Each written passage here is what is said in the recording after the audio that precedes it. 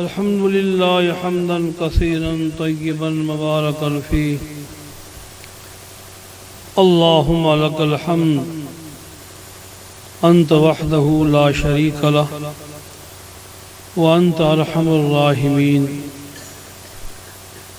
الحمد لله نحمده ونصلي ونسلم على حبيبه الكريم الرؤوف الرحيم صلى الله تعالى عليه وسلم.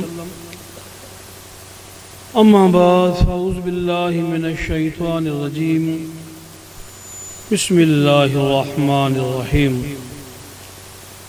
إن الله وملائكته يصلون على النبي يا أيها الذين آمنوا صلوا عليه وسلموا تسليما. اللهم صل على سيدنا وشفيعنا ومولانا محمد وعلى آله وصحابه وأزواجه وذرياته وأهل بيته أجمعين وبارك وسلم.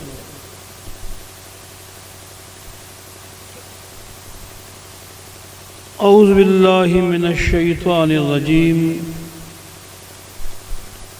بسم الله الرحمن الرحيم. إن الدين عند الله الإسلام. آمنت بالله صدق الله مولانا العظيم وصدق رسوله النبي الأمين الكريم والحمد لله رب العالمين.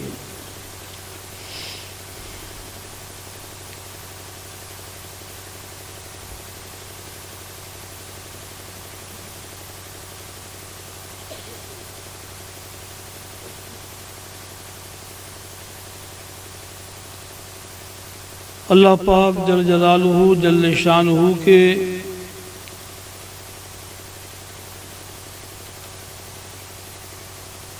بے شمار کرم و احسان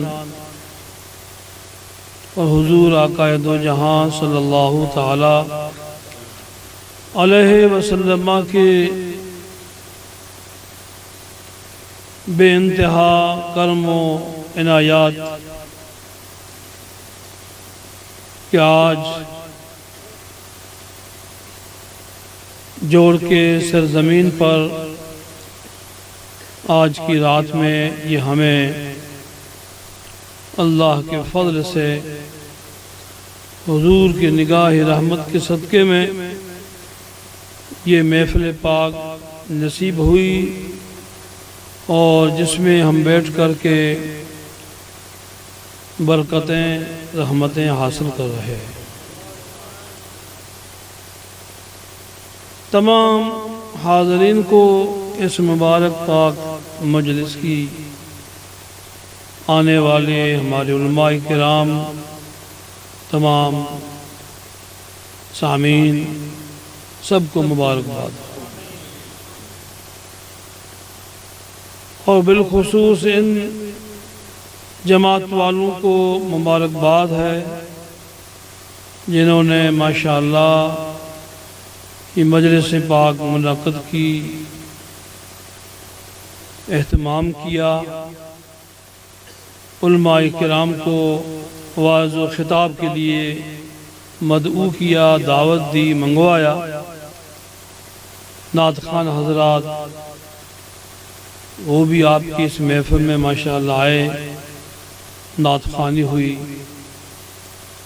اور سارے کے علماء نے ہمارے بیان کیا ہوگا جو آپ لوگوں نے ماشاءاللہ ان بیانات کو ہم نے سنا ہوگا. تو ان جماعت والوں نے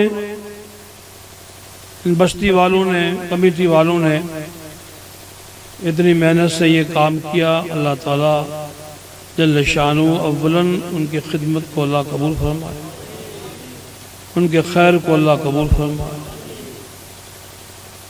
اور اسی خوشی میں ان حضراتوں کو بھی دل کی گہرائیوں سے مبارکباد ہے. اللہ پاک جل شانہ ہمارا آپ کا آنا بیٹھنا سننا سنانا اپنی بارگاہ میں قبول فرمائے۔ زیادہ وقت کو واعظ خطاب نہیں کرنا ہے، بس یہ آپ حضراتوں کو اس محفل کی خوشی میں مبارکباد پیش کرنی ہے، اور یہاں کے جو بھی مدرس ہیں، علماء ہیں، جنہوں نے کوشش کی، ماشاءاللہ ان کو بھی مبارکباد الگ تھلگ پیش کریں گے۔ اللہ تعالیٰ اور مزید ان کو جذب دین عطا فرمائے۔ ابھی آپ بیان سن رہے تھے تو ایک بیان تھا یہ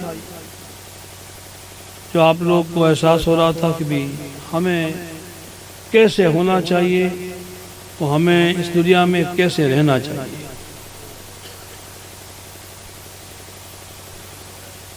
ادھر ادھر بھٹکنے کی کوئی ضرورت نہیں ہے۔ ابھی ہم کافی اچھے لوگ ہمارے پاس وہاں پردھان صاحب کے گھر میں بیٹھے ہوئے تھے یہاں آنے سے پہلے، تو یہی بات چلی تھی کہ ہم ادھر ادھر بھٹکتے ہیں، یا ہم کتنے سمجھو کہ خم خاکلی بھٹکنے کی کوشش کر رہے ہیں۔ بھٹکنے کا کوئی سوال نہیں ہے۔ حضور علیہ السلام نے ہمیں ایک ایسی راہ عطا فرما دی ہے، اس کو بندے سمجھ لیں اور اس کو مضبوط کر لیں تو انشاءاللہ تعالی دنیا کی زندگی میں کبھی گمراہ نہیں ہوگا۔ اور وہ حضور علیہ السلام کی حدیث مبارک یہ ہے، علماء کرام جانتے ہیں، آپ کو جنوانا محض مراد ہے۔ حضور فرماتے ہیں کہ اصحابی کن نجوم، بارہ سنا ہوگا، ترجمہ سنا ہوگا، معنی حقیقتیں سنی ہوگی۔ حضور فرماتے ہیں کہ جتنے میرے صحابہ کرام ہیں، میرے صحابی، وہ سب کے سب ہدایت کے تارے ہیں۔ کس کے تارے ہیں؟ ہدایت کے تارے ہیں۔ ان میں سے کسی کی بھی تم نے تابعداری کر لی، ان کے فرمان عالی شان کو مان لیا، ان میں سے کسی کی بھی آپ نے اتباع کر دی، ان میں سے کسی کی بھی آپ نے تقلید کر دی، تو حضور علیہ السلام ارشاد فرماتے ہیں کہ تم کبھی نہیں بھٹک سکتے، تم کبھی نہیں بھٹک سکتے۔ اور پھر کیوں بھٹکتے؟ پھر بھٹکتے کیوں ہیں؟ بھٹکتے اس لیے ہیں کہ حدیث شریف کا ہم نے نچوڑ سنا نہیں، سمجھا نہیں، اور جو آیا انگلی پکڑ لی چلے گئے۔ وہ مولا آیا اس کی بھی چلے گا، یہ مولا اس کی بھی چلے گا۔ لیکن حضور علیہ السلام کی مبارک پاک حدیث، اور نمبر 2 کی بات قرآن کے لحاظ سے،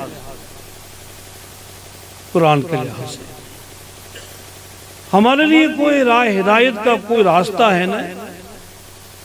اللہ پاک جل جلالہ جل شانہ فرماتا ہے، کوئی قانون اگر اللہ کی بارگاہ میں محبوب ہے، پسند ہے، جس پر ہمیں چل کر کے کامیاب ہونا ہے، تو رب فرماتا ہے کہ وہ دین اسلام ہے۔ وہ کیا ہے؟ وہ دین اسلام۔ اب بات رہی یہاں حضور علیہ السلام کی پاک شریعت کی۔ یار آپ پہلے شریعت کو سمجھ لو۔ شریعت کوئی ہتھیلی کی گہرائی جتنی شریعت نہیں ہے جو سمجھ لیں آپ، اتنی ہے بس۔ یا مسجد کے اندر کا حصہ جو ہے بھی، کوئی مسجد 50 فٹ کی ہوگی، 50 بائی 35 کی ہوگی، کوئی 60 بائی 35 کی ہوگی، کوئی بڑی ہوگی، کوئی 100 بائی 100 کی ہوگی،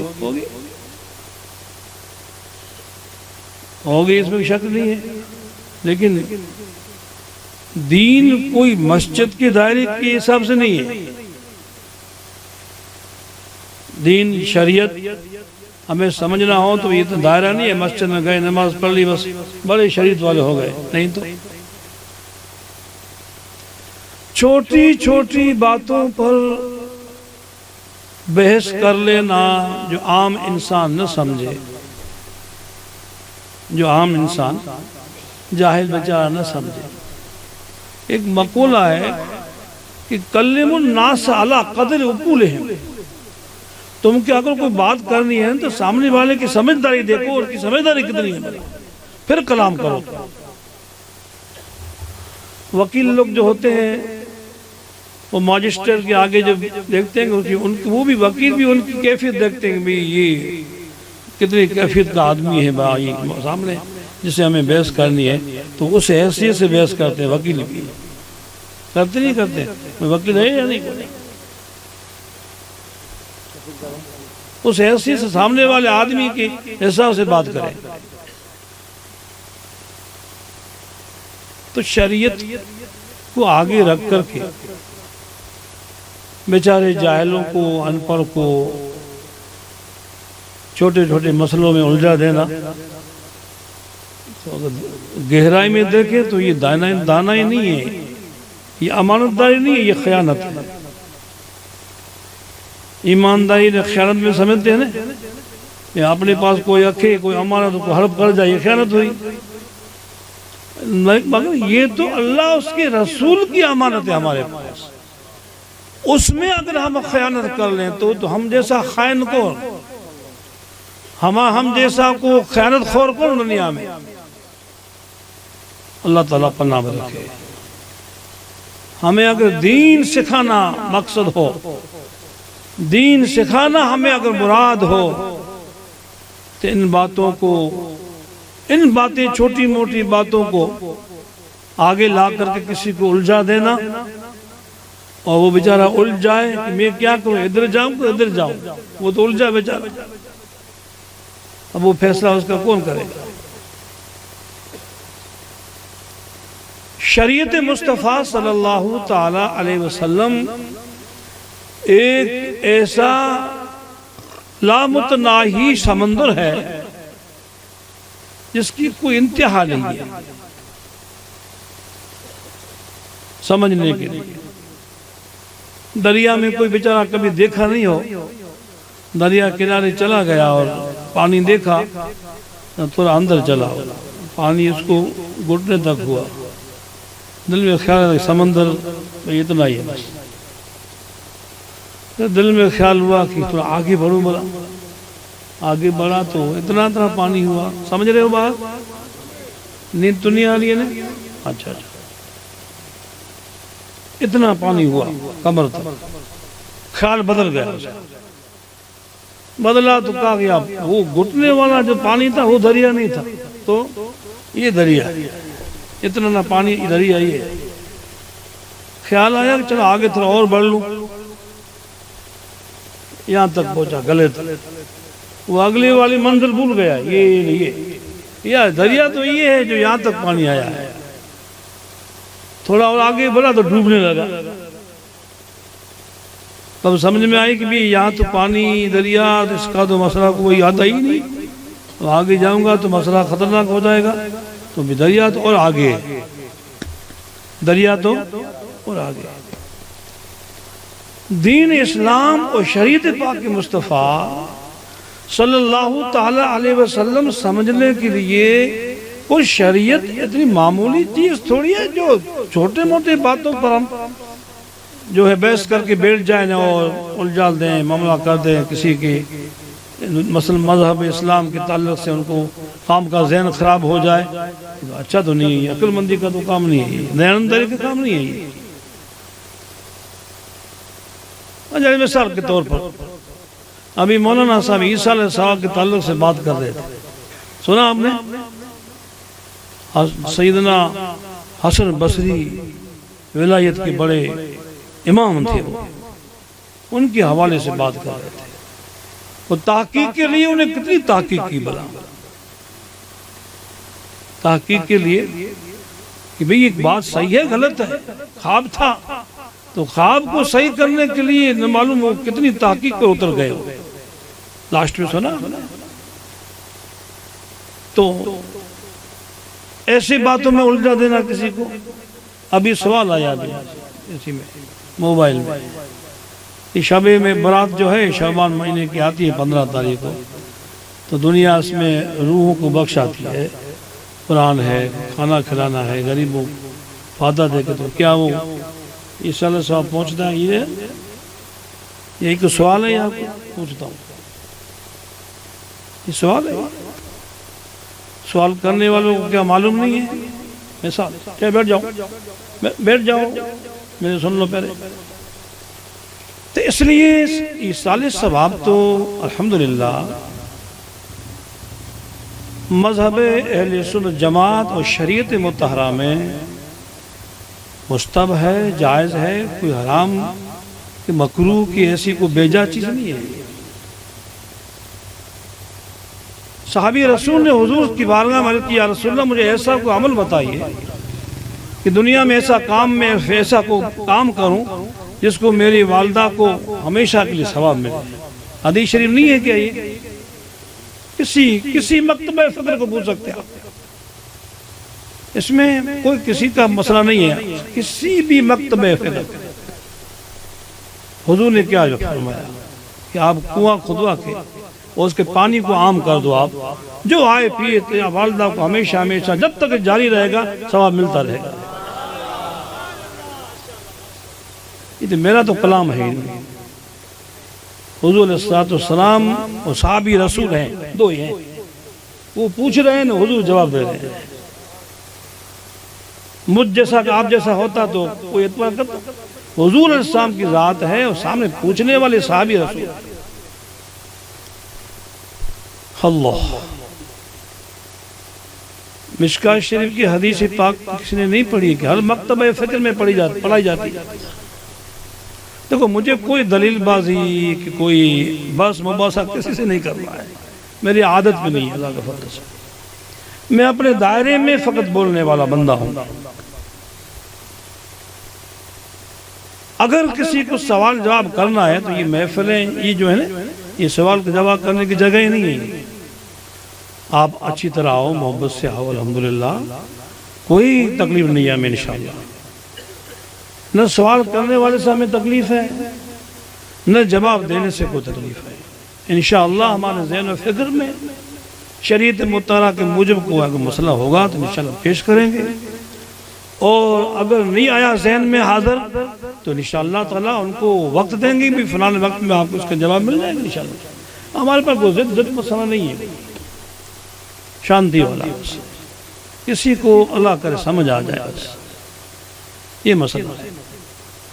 اور یہ میرے بھائی جان اٹھے تو میں نے ان کو بٹھایا اس لیے کہ یہ سلسلہ چل رہا ہے، سنیں تھوڑا سا، سب سن رہے ہیں تو اس میں ڈسٹرب ہو جائے، اس لیے میں نے ان کو محبت سے کہا کہ آپ تھوڑا بیٹھ جاؤ انشاءاللہ. ان کا سوال جو بھی ہوگا انشاءاللہ. تو ایصال ثواب تو الحمدللہ حق ہے، اچھا ہے. ان کے علاوہ حضور آقا دو جہاں صلی اللہ تعالی علیہ وسلم کی مبارک پاک احادیث کریمہ کے روح سے کئی ذخیرے پڑے ہیں، کو کھول کے دیکھے سمجھے تب نے. میں نے آپ کو کہا کہ یہ تو شریعت اور یہ پاک دین یہ تو بحر عمیق ہے، اتنا دریا گہرا ہے. مثال کے طور پر میں آپ کو جواب دوں کہ ایک دریا ہے، کسی نے کہہ دیا کہ بھی دریا میں فلانی جگہ جو دریا ہے نا اس کی فلانے احاطے میں موتی نکلتے ہیں. کیا نکلتے ہیں؟ موتی کا 1.25 لاکھ کا ایک موتی نکلتا ہے، سیپیں نکلتی ہیں. کوئی بیچارہ بغیر وہ تیراک کے بغیر تھا، سمجھو ہیرے ملیں گے، چلا گیا دریا کے کنارے پر،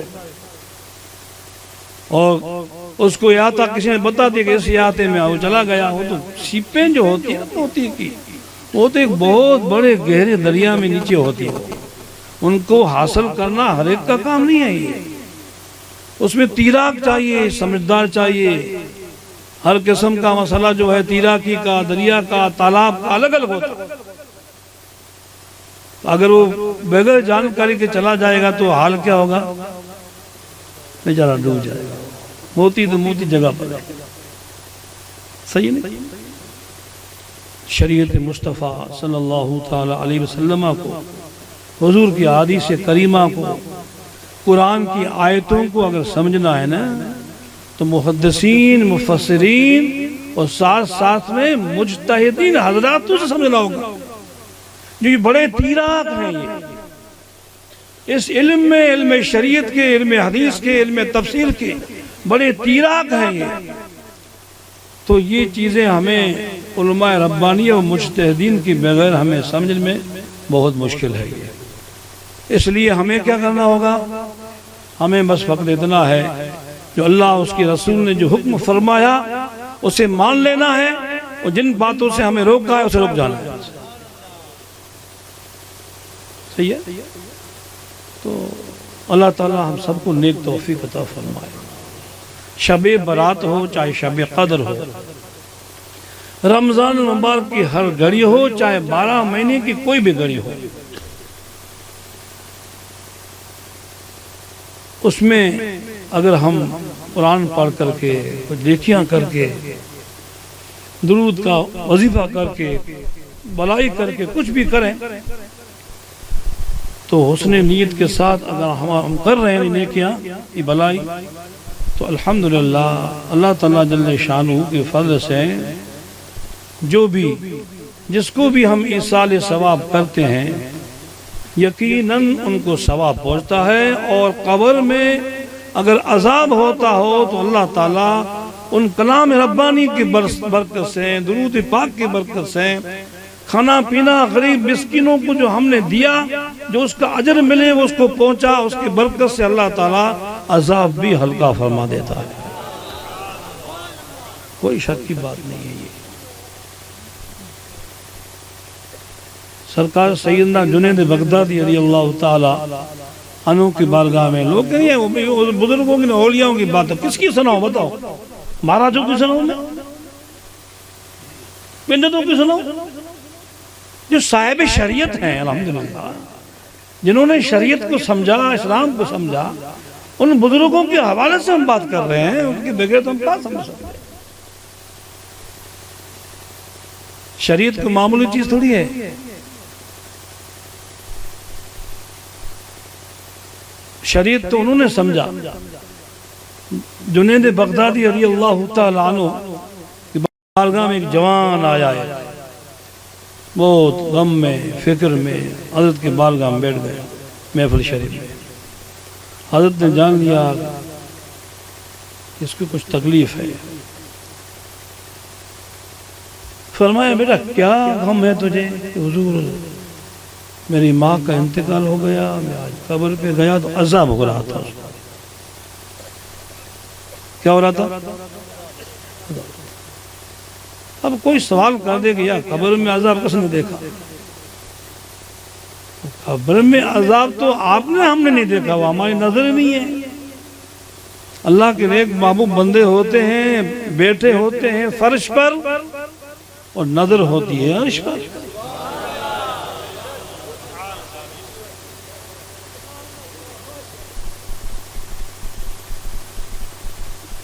کوئی بھی مکتبہ فکر کا بندہ، علماء عالم، کوئی بھی مصنوی مولانا روم کی مصنوی کو رد کر دیں، یہ جھوٹ ہے، غلط ہے، مولانا روم نے جو جو لکھا ہے وہ غلط ہے۔ کوئی تو کہے کہ غلط ہے، یہ اس بکواس کی ہے مولانا روم۔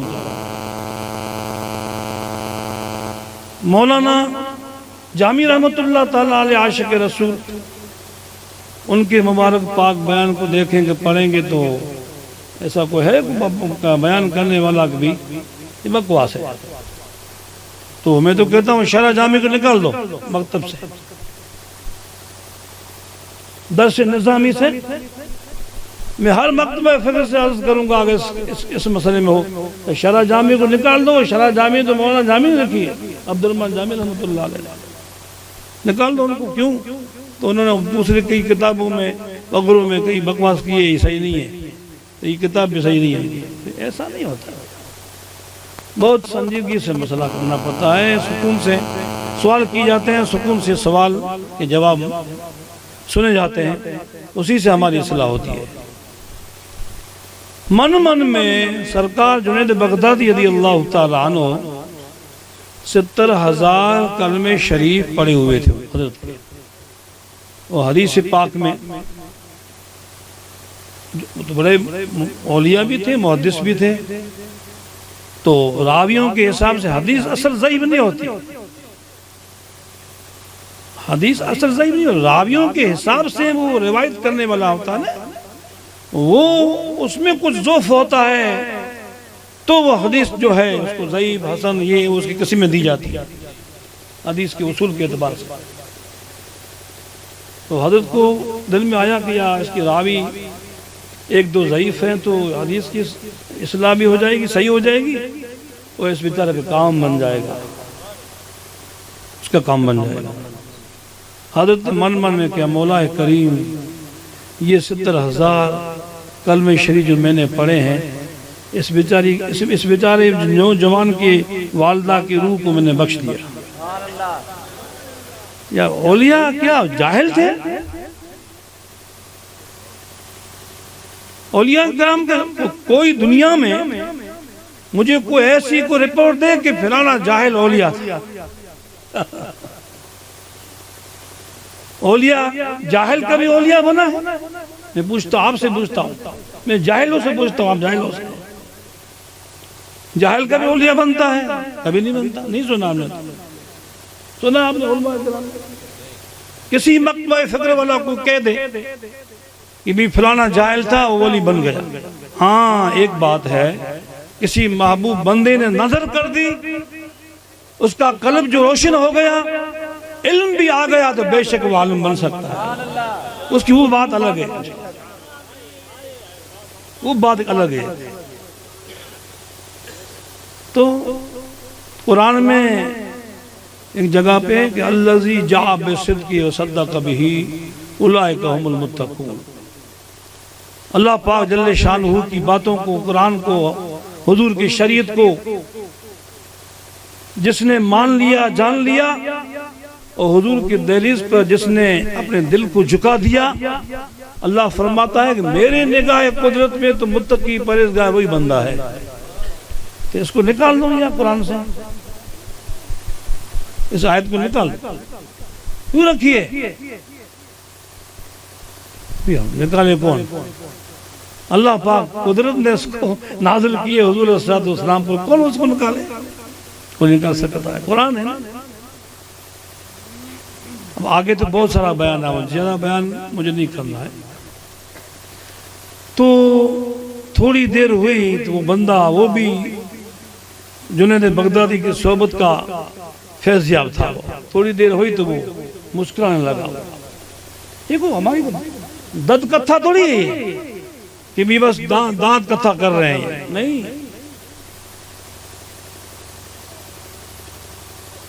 ریاض الصالحین ایک کتاب ہے، نامی ریاض الصالحین، علامہ اشعری رحمۃ اللہ تعالیٰ علیہ، دیکھو بولا ہر مکتبہ فکر اس کو پڑھتا ہے،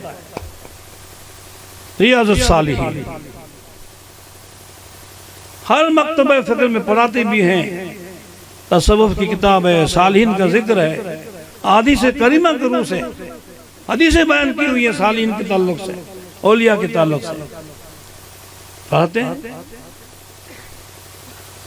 تو خدا ہم کو، آپ کو، سب کو خدا سمجھنے کی۔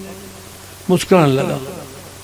حضرت جنید بغدادی نے فرمایا بیٹا کیا ہوا؟ کہ حضور، اب وہ کہتا ہے حضور جو آپ نے کلمے بخشے نا من میں، اللہ تعالیٰ جل شانہ نے ان کلموں کی برکت سے میری ماں پر عذاب ہلکا فرما دیا۔ اس کو کیا کہیں گے؟ جھوٹ کہیں گے ہم؟ کوئی بھی ذہن میں آئے جھوٹ کہیں گے اس کو؟ کتنی باتوں کو ہم جھوٹ کہیں گے؟ نہیں کہہ سکتے۔ اللہ تعالیٰ ہر بندے کو، ہر مسلمان کو اللہ تعالیٰ دین کی، شریعت کی سمجھنے کی توفیق عطا فرمائے۔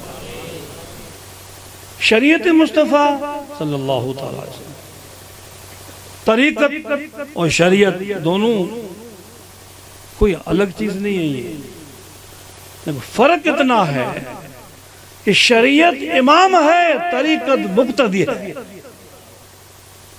شریعت کیا ہے؟ امام ہے، اور طریقت کیا ہے؟ مقتدی ہے۔ یا یوں سمجھو کہ شریعت آقا ہے اور طریقت غلام ہے اس کا۔ بغیر شریعت کے طریقت کبھی حاصل نہ ہوگی۔ حضرت امام باقر رضی اللہ تعالیٰ عنہ غالباً اور حضرت امام جعفر صادق رضی اللہ تعالیٰ عنہ، تو امام باقر کے صاحبزادے امام جعفر رضی اللہ تعالیٰ عنہ بڑے امام ہیں، اہل بیت کرام میں سے بڑے محدث ہیں، بڑے فقیہ ہیں، بڑے مفسر ہیں۔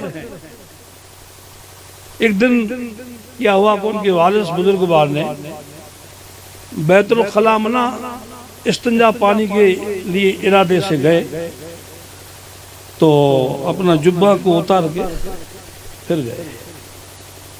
بس ایک ہی بات سن لو آپ آخر میں، جبہ اتار کر کے اندر گئے، واپس باہر آئے تو صاحبزادے نے پوچھا کہ حضور والد بزرگوار بھی آپ نے جبہ کیوں اتارا؟ استنجا خانے کے اندر گئے تو کیوں اتارا آپ نے؟ تو والد بزرگوار نے عرض کی بیٹا نے اس لیے اتارا کہ پیشاب پاخانے کی جگہ ہے، وہاں کوئی مکھی ایسی گندگی کی بیٹھ کر کے میرے کپڑے پہ بیٹھے اور دل گوار نہیں کرتا کہ بھی اس میں نماز پڑھ لوں، اس لیے اس سے بچنے کے لیے میں نے کیا۔ انہوں نے جواب اپنی جگہ پر صحیح دیا، کوئی غلط نہیں ہے، تقوی اپنی جگہ پر ہوتی ہے۔ لیکن آپ کو میں نے پہلے سے کہہ دیا کہ تقوی مقتدی ہے، شریعت امام ہے۔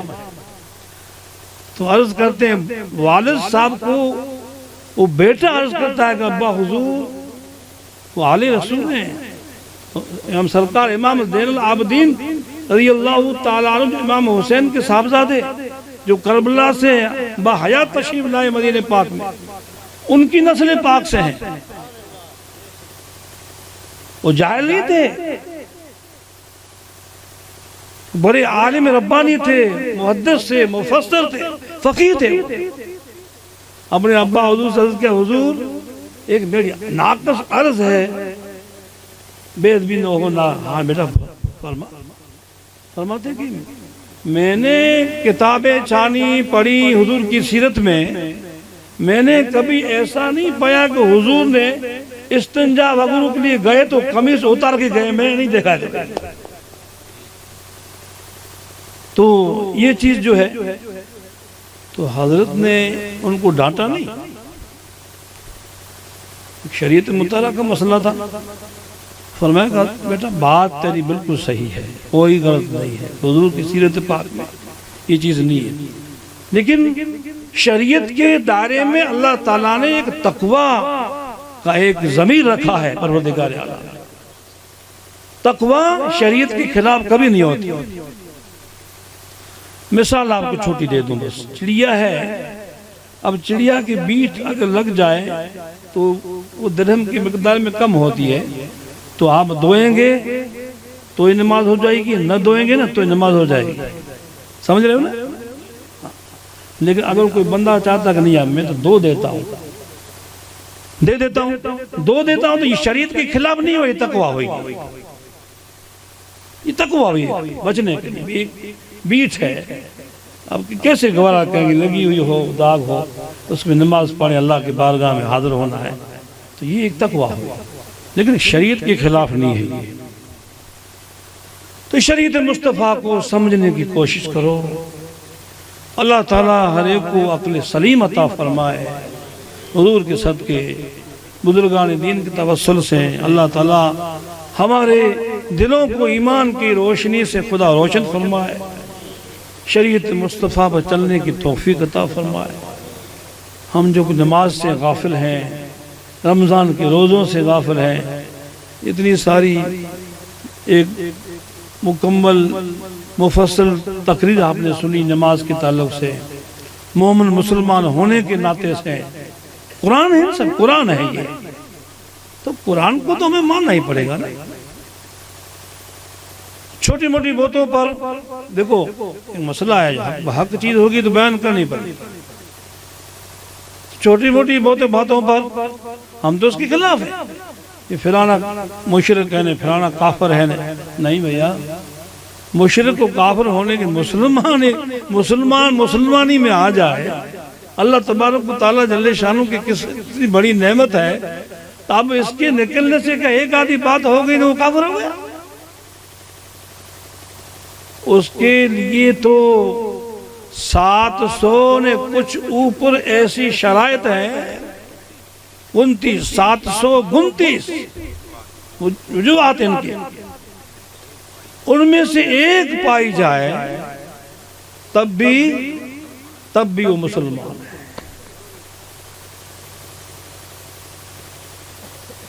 تو کتابیں پڑھیں تب بتا پڑھیں نا، اس لیے تو کہتا ہوں کہ چھوٹی موٹی بات کو بحث کر کے لوگوں کو الجھا دینا اچھا نہیں ہے۔ بیٹھو، سکون سے سنو، محبت سے آؤ، محبت سے بیٹھو، سمجھنے کے لیے پوچھو، اعتراض کی نیت سے مت پوچھو۔ اعتراض کرنے سے کیا ہوتا ہے، وہ بھی لڑے گا، وہ بھی لڑے گا، بجائے فائدے کے کیا ہوگا، نقصان ہوگا۔ اس لیے جگڑنے سے کوئی فائدہ نہیں، غلط بحث کرنے سے کوئی فائدہ نہیں۔ بحث تو علماء کی ہوتی ہے، جاہل آدمی کوئی بحث کر دے تو علماء عالم اس کو کیا جواب دے سکتے ہیں، بتائیے؟ عالم کا اعتراض عالم ہی جواب دے سکتا ہے، اور جاہل کا کوئی سوال کر دے اصل میں تو ایک چیز ان کی دماغ میں جو فٹ ہو جاتی ہے نا، وہ اس کو نکالنی بہت مشکل ہو جاتی ہے۔ وہ تو وہ ایسے ہی مسئلے ہوتے ہیں، غلط مسئلے پھر وہ کسی نے، وہ جاہل آدمی تھا، کسی مولانا کو پھنسا دیا بیچارے نے، آیا بازار میں، اے مولانا ادھر جٹ کوئی تھا جاہل ایسا، بالکل کچھ نہیں، کہ بتا آسمان پلیت ہو جائے تو کس سے پاک ہوگا؟ یہ مسئلہ ہے، پوچھتا ہوں تمہیں۔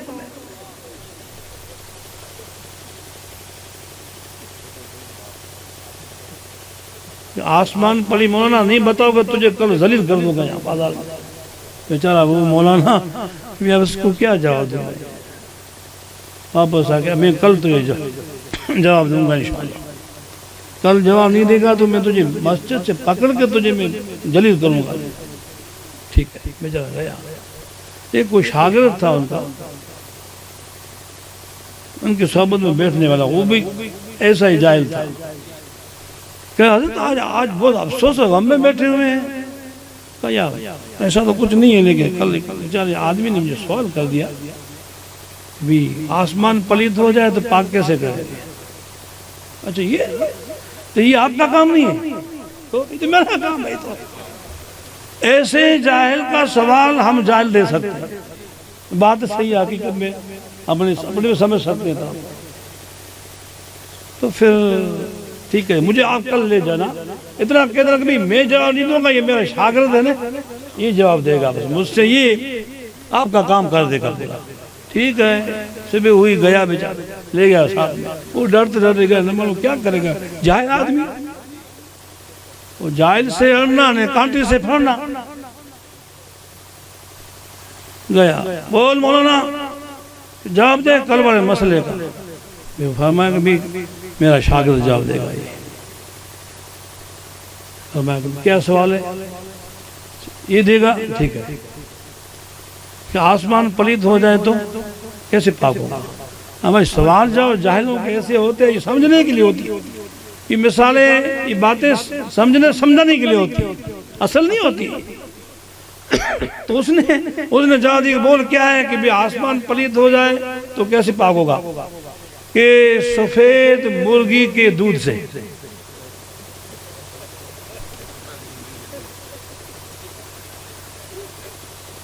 آپ کے سمجھ میں کیا آیا بتاؤ؟ سفید مرغی اس کا دودھ ہے، اس سے وہاں اس سے پاک ہو سکتا ہے، آسمان پلیت ہو جائے۔ تو وہ بھی جاہل کو بدو تھا، یار کوئی شرم نہیں آتی ہے تجھے؟ کیوں؟ یار کبھی مرغی کا بھی دودھ دیتی ہے؟ تو اس نے بردستہ جواب دیا کہ کمبخت کمین، تجھے شرم نہیں آتی ہے کہ آسمان میں تو مدنے گیا تھا جو ناپاک ہو گیا؟ اب کئی مرتبہ مسائل ایسے ہوتے ہیں کہ جیسے سوال ایسے جواب، جاہل کریں تو جاہل جائے اس کو جواب دے۔ تو عالموں کا کام، عالم اگر سوال کرے تو سمجھدار ہوتے ہیں، عالم واقعی ہوتا ہے سمجھدار ہوتے ہیں، جاہل تھوڑے ہوتے ہیں جاہلوں کی طرح وہ بحث کر کے جھگڑا کر لیں، نہیں، وہ بھی شانتی سے بنے آپس میں کسی بھی مطلب میں فکر کے ہوں، اسی کو مطلب نہیں ہے۔ عالم اگر واقعی ہوں گے تو دونوں پکش والے سمجھیں گے بھی اب جھگڑا تو کریں گے نہیں، جھگڑا کرنا تو جاہلوں کا کام ہے۔ اس لیے تو اللہ پاک نے فرمایا کہ بھی اذا خاطبهم الجاہلون قالوا سلاما، بھئی مہربانی تو دور ہے ہم سے۔ اس لیے اللہ تعالی ہم سب کو نیک توفیق دے، اسلام و شریعت کو سمجھنے میں اللہ تعالی ہماری مدد فرمائے، ہمیں وہ ذہن عطا فرمائے، ہمیں وہ عقل سلیم اللہ نصیب فرمائے، جو پاک محبوب علیہ السلام کی پاک شریعت، عقائد، اعمال، وہ کیا چیزیں ہیں، یہ کیا بات ہے مذہب میں، اسلام میں، ان کو اچھی طرح خدا سمجھنے کی ہم سب کو نیک توفیق عطا۔ باقی مسلمانوں خدا کے لیے نماز پڑھو، جتنا ہو سکے جماعت سے نماز پڑھو۔ نوجوانوں، اللہ پاک جل شانہ نے کہ آپ کو یہ جوانی اس لیے دی ہے، یہ رب کی امانت نہیں ہے آپ کے پاس کیا تم خیانت کرتے ہو، اللہ پناہ رکھے، وقت کو کیسے گزار رہے ہو، موبائلوں کے چرخوں میں دو دو ڈھائی ڈھائی تین تین نوجوانوں کی دن رات بچ جاتی ہے، والد والدہ ماں بچے بیوی انتظار کر رہتی ہے، بچے کہتے ہیں ابو نہیں آیا، ماں کہتی بیٹا نہیں آیا، بیچاری بیوی کہتی ہے کہ گھر شوہر نہیں آیا۔ کتنا خراب ہے یہ، اللہ کے فرض آپ کو یاد نہیں ہے کیا؟ اللہ کے فرض آپ کو یاد نہیں ہے؟ ایک صحابی رسول تھے، صحابی رسول، غالباً نام بھول جاؤ تو لقمہ دے سکتے ہوئے، عبد الرحمن بن عوف رضی اللہ تعالی۔ دل میں خیال آیا کہ نماز مسجد نبی صلی اللہ علیہ وسلم میں ابھی جماعت نہیں ہوئی ہے، یعنی وہ گھر سے نکلے جماعت کے لیے، اتفاق سے وہ ایک رکعت آپ سے نکل گئے۔ سننا، دل سے سننا خدا کے واسطے، ان باتوں کو سنو نا یار۔ آئے تو حضور حضرت فاروق اعظم رضی اللہ تعالی عنہ کی خلافت کا دور تھا، تو آئے پیچھے رکعت ایک چھوٹ گئی، ان کو یہ تھا کہ نہیں میں پہلی رکعت میں آیا گیا ہوں۔ جب سلام امام نے دیا تو معلوم ہو کہ 3 رکعت ہوئی، تو جب 3 سلام جو پھیرے نا تو حضرت عبد الرحمن بن عوف رضی اللہ تعالی عنہ سے نماز کی 4تھی رکعت پوری کرنے کے لیے اٹھے نا، ان سے چیخ نکل گئی۔ چیخ کیوں نکل گئی بھائی؟ جماعت کی ایک رکعت زندگی میں پہلی مرتبہ نکل گئی ان سے، چیخ مار کر کے۔ فاروق اعظم رضی اللہ تعالی عنہ نے فرمایا کہ دیکھو چیخ والا کون ہے؟ تو کیا فاروق اعظم کو سزا دینی تھی کیا کہ نماز میں چیخ کیوں ماری؟ کون ہے؟ فاروق نماز سے عبد الرحمن بن عوف رضی اللہ تعالی۔ فاروق اعظم چل کے آئے ان کے پاس، فرماتے ہیں کہ اے عبد الرحمن بن عوف، میری زندگی کی پوری نیکیاں تجھے دے رہا ہوں، یہ چیخ مجھے دے دے، یہ چیخ ہے نا یہ مجھے دے دے۔ ارے مسلمانوں، نماز تو ہم بے شک پڑھتے ہیں، لیکن وہ چیخیں کہاں گئی؟ چیخیں کہاں گئی؟ نہ رہی چیخیں، نہ رہی نماز۔ اللہ نیک توفیق عطا فرمائے۔ بہت افسوس ہوتا ہے جوانوں آپ کو دیکھ دیکھ کے، اگر ہماری مسجدیں بری رہتی، نماز ہماری پابندی سے ہوتی، تو کبھی بھی ہم ان ظلموں میں نہیں آتے انشاءاللہ۔ اس لیے خدا کے واسطے دعوت دیتا ہوں، نماز پڑھو، رمضان کے روزے پابندی سے رکھو، خیر خیرات کرو، مالدار ہو تو زکوٰۃ دو، ایک دوسرے سے محبت ہمدردی رکھو، غریب یتیموں کی مدد کرو، آپس میں محبت سے چلو، اور اللہ پاک جل شانہ سے یہی پانچوں ٹائم نماز پڑھ کے دعا کرو کہ مولا تمام عالم اسلام مسلمانوں کا خیر فرما، آپس میں اتفاق اتحاد محبت نصیب فرما، ہمارے ملک کو امن والا شانتی والا بنا، ظالموں کے شر سے بچا، اور ہمیں حضور علیہ السلام کا سچا پکا امتی بنا کے رکھ، دنیا میں بھی دنیا سے جائیں کلمہ پڑھتے جائیں اور حضور علیہ السلام کی محبت کے دم بھرتے جائیں۔ یہ 5 وقتہ نماز میں ہمیں دعا مانگنی ہے، شریعت اسلام کا ہر وقت لحاظ رکھو، حضور کی سنت پیاریوں سے محبت رکھو، احکام شریعہ خداوندی افراد جو ہم پر ہیں اس کو پابندی سے جو بندوں پر لازم ہے کرو۔ اس کے علاوہ جو خیر خیرات، ہمدردی، اڑوسی پڑوسی، باپ برادر، ان کا جو حقوق ہے، حقوق اللہ تو خدا معاف کر سکتا ہے، حقوق العباد بہت بہت بھاری ہے بھیا، ان کا ضرور خیال رکھو۔ اللہ تعالی ہم سب کو نیک توفیق عطا فرمائے، اور ان باتوں کو سمجھنے اور سمجھانے کی اللہ خدا توفیق عطا فرمائے۔